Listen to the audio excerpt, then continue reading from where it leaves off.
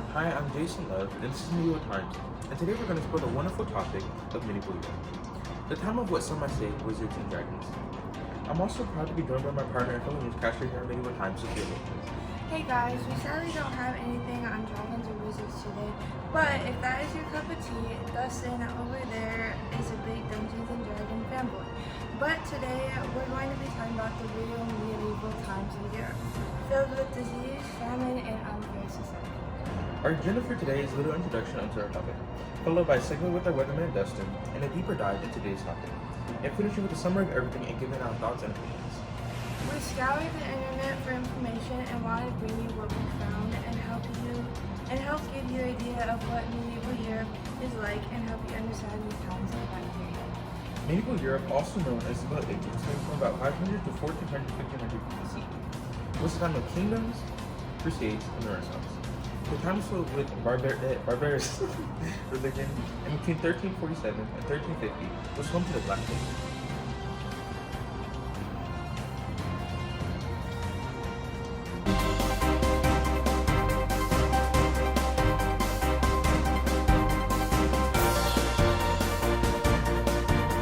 Thanks, Jason. Well, the weather's looking cloudy with a chance of dragons and wizards. Luckily, this isn't Dungeons and Dragons game, so those aren't real. But luckily for the natives of the time period, the real and truthful facts about the medieval times is that there was a war called the Battle of Trafalgar, which was the war between two different groups, and was finished with the Umayyad merchant of Mecca being successful in taking over that piece of land and calling it the Umayyad dynasty. There was a lot of war during this time and disaster left behind, and so much famine. But there was a lot of new art, and many Europeans had become Christian. On top of there being wars, there was Just read your line. Bro, we're getting on wet. top of there being many wars, It's cold. monarchs dominated the medieval times, and the monarchs maintained power by support of other powerful lords. And when the king would die, his son would take over. But in the medieval times, in the western part of Europe, a leader named I'm gonna wing it and say Charles Magny was the king for 46 years.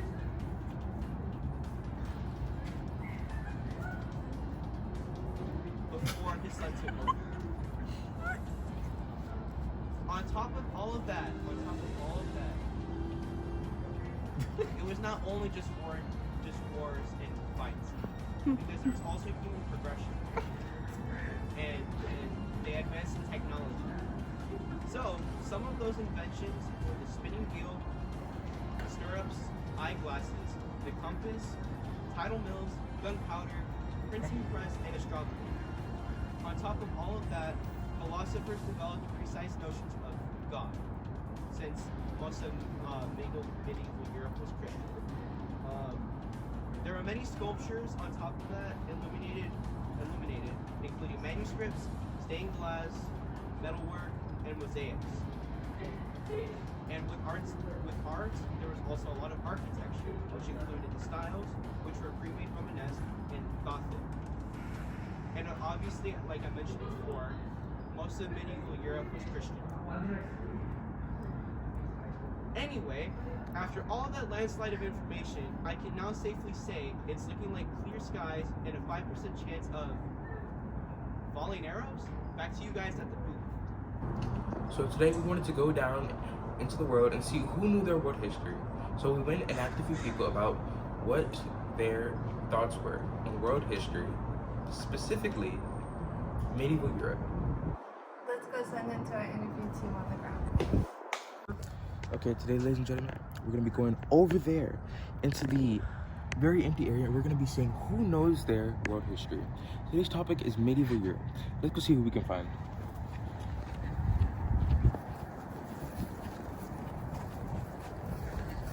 Now, it looks like our options are a crazy man with a hat and a man in his phone.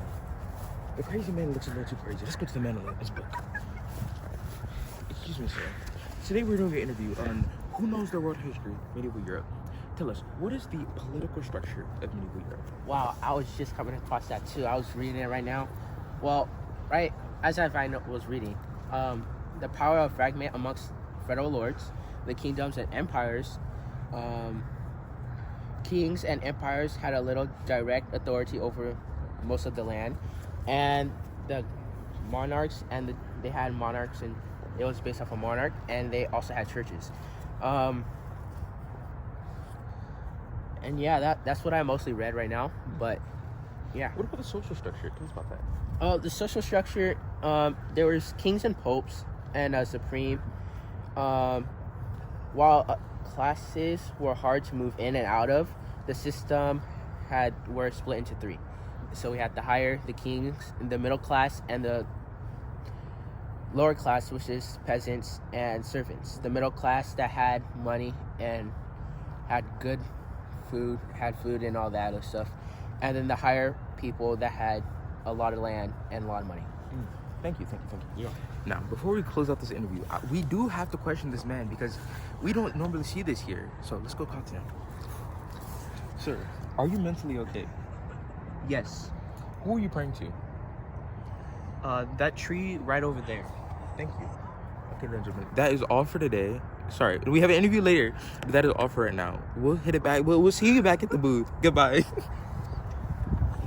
We are so sorry about that. But thank you, Justin. We know this is his first time, and he has a severe stuttering problem. And so we don't know how to fix it. But one day we'll fix it. Maybe in a future episode or a later segment, or we may just fire him and replace him. Yeah. But anyways, we have one more interview for you guys, and we went far, really far. We went really far, all the way down there to go talk to another individual who was able to tell us so much about world history and the religious structure and the economic structure.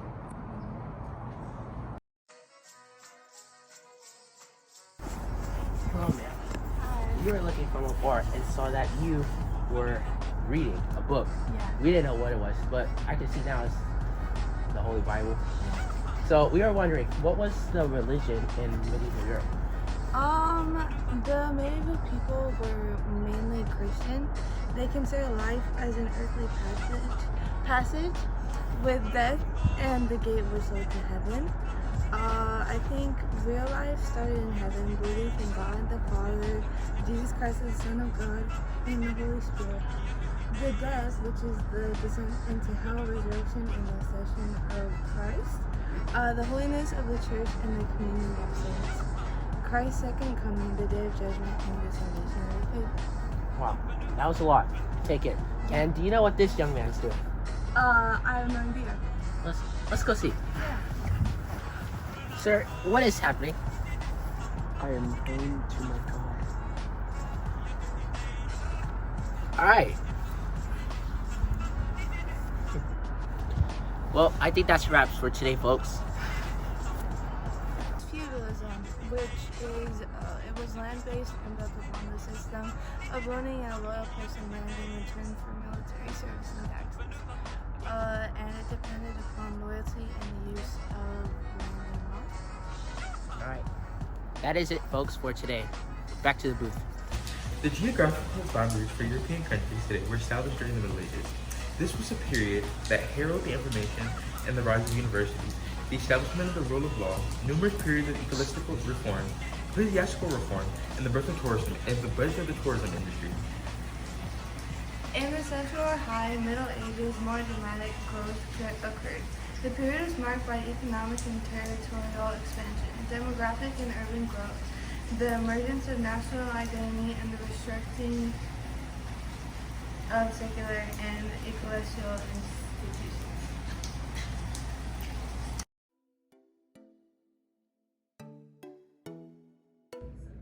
Me personally, I would probably not want to live there because of the classes they had, and I would not want to live under a monarchy because I do not think I would be treated as an equal.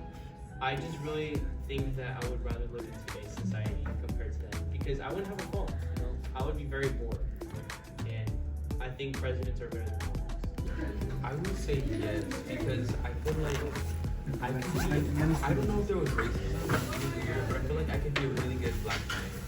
I feel like I could be dominant. I feel like I could rise up in the rankings. I king of nature. Oh my I don't know why that woman is walking in front of me, but yes, I could think I could be a leader in medieval Europe, but I think I could really, I like how they run things. I like how organized it is. I like how there's a social structure and economic structure. I like how there is a political structure.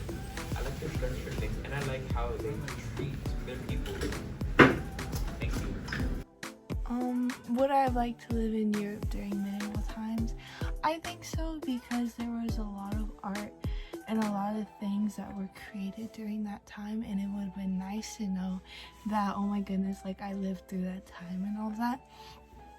And even though there was a lot of wars and blah blah, I think that it just would have been a great experience, even though it wasn't for most. But I just think that I would have liked it. So yeah, that's all. Well, yeah, man, it was, I think it would be cool, the wars, the structure, I think I would be in like the middle class. I know that's, that's all right. That's where everyone is, and also, the Pope and, the kings and all that. I think it would be cool to see all that.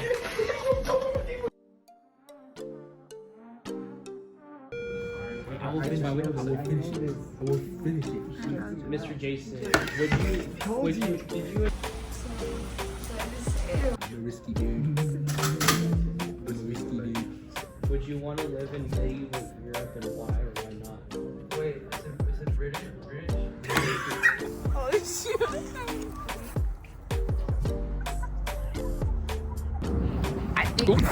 Ladies and gentlemen, today we're gonna be going through. Today we're gonna be going out through the city to go look and see if we can find some people who.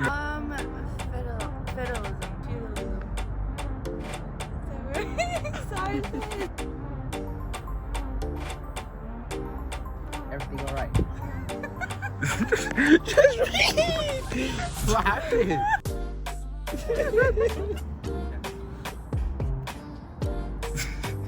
We have no idea what he's doing, but he's out there doing something.